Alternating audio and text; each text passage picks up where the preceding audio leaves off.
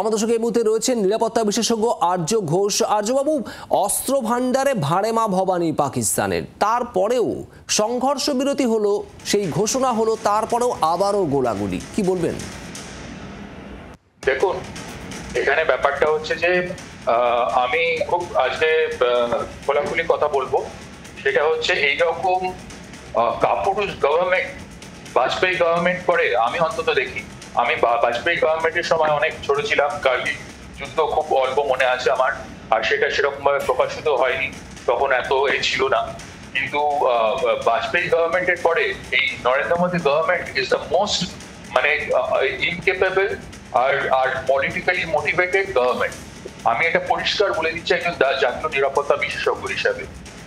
এরা কি করে, আপনি বলুন তো, কোন কেমিস্ট্রি, কোন ম্যাজিক ক্রিয়েট করে যে আজকে কংগ্রেস গভর্নমেন্ট বলুন, 26/11 পরে বিজেপি গভর্নমেন্ট বলুন, এরা সবাই যে করে হোক এনশিওর করে দাউদ ইব্রাহিম, ছোটা শাকিল, তার এই gang, Hafiz Saeed and gang, Masood Azhar gang, বিশেষ করে মাসুদ আজহার, হাফিজ সাইদ আর দাউদ ইব্রাহিমকে বাঁচিয়ে রাখার সেফটিটা এনশিওর করে। কি কেমিস্ট্রি কাজ করে, কোন স্বার্থটা কাজ করে?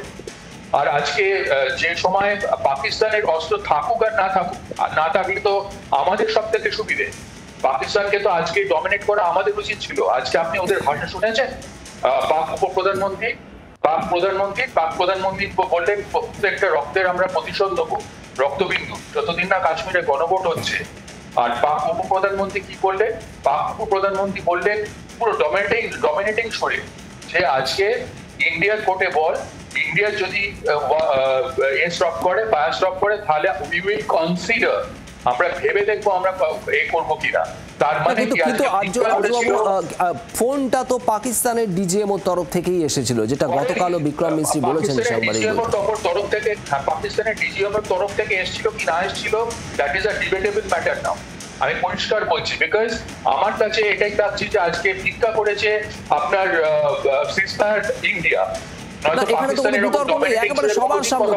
সাংবাদিক বৈঠক করেছেন বিক্রম মিশ্রি, তিনি বলেছেন ডিজিএম তরফ থেকে ফোনটা এসেছিল এবং বিক্রম মিশ্রি, দেখুন সাংবাদিক বৈঠকের তফাৎটা কি।